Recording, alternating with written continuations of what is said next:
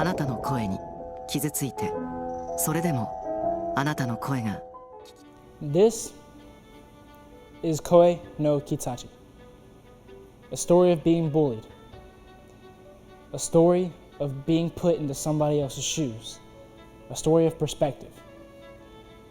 I think when anime can get you to think about something, make you relate to characters, that's when anime is at its pinnacle. Because ultimately, when you watch something, if you can relate to characters and feel what they feel, or even experience emotion in any way, then it's a success.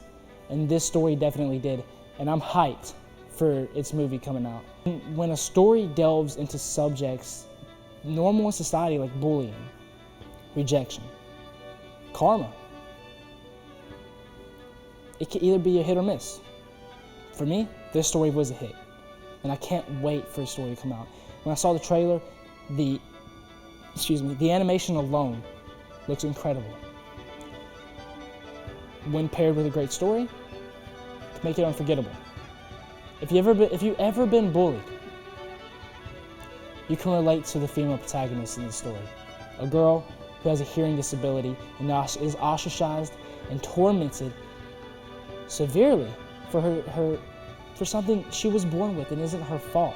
Whenever something's not your fault and you're bullied for it, whether it be the way you smell, your clothes that you wear, your intellectual capability, all that, it hurts.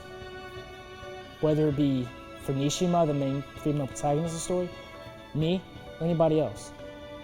You're made fun of for something that's not your fault because a lot of times people don't put themselves in your shoes.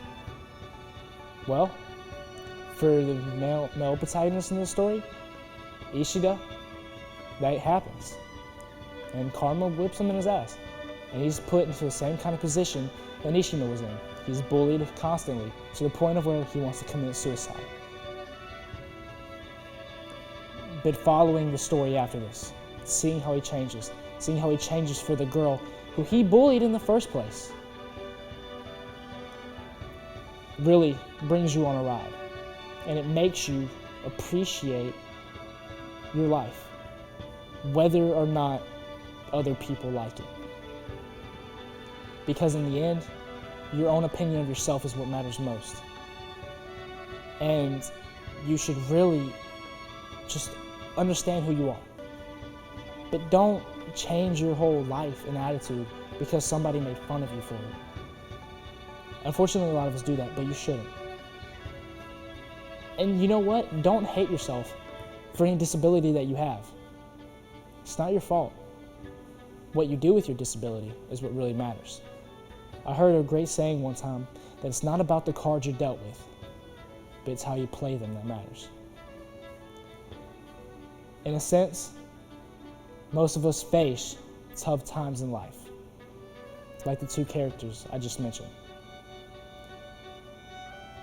But it's all about how you overcome your obstacles, or if you choose to do so in the first place, that shapes your life and shapes the path you follow. In the end, this story was a brilliant one, dealing with the concept of death, bullying, disability, friendship, and even a little bit of romance. Also really brings home how friendship can defeat the negativity that bullies bring, how friendship and love from others trumps any harsh attitude or harshness that comes from others. Because in the end, life can't be done alone. No, that makes it sound like life is some sort of game or something, but you can't really finish life and succeed and be happy without somebody to be there and help you through the difficult times. When you're alone, it's a harsh world. But when you find somebody to live for, or you find a way to atone for your past sins and a way to redeem yourself, you're gonna do that. And that's what this story is all about. Redeeming yourself. Understanding what you did wrong and coming to terms with that and moving on with a new outlook on life. Putting yourself in other people's shoes. Understanding perspective. All themes that the story brings home. That's why I can't wait to watch this movie, or adaptation in whatever way it will be. Because it was brilliant in the way it made you relate to the characters. It was brilliant in the way it got into your mind and made you think about your past or your present. And it was uplifting in the sense that you saw that you can overcome people's judgment. I think that's a big thing. Whether or not you're a fan of romance or slice of life, I still think you should watch this, because I think when you realize just how relatable the story is, and when you realize that you can be who you are and be happy with that, I think that makes you love it. And that's not something a lot of series can do. But with that said, I can't wait to watch it.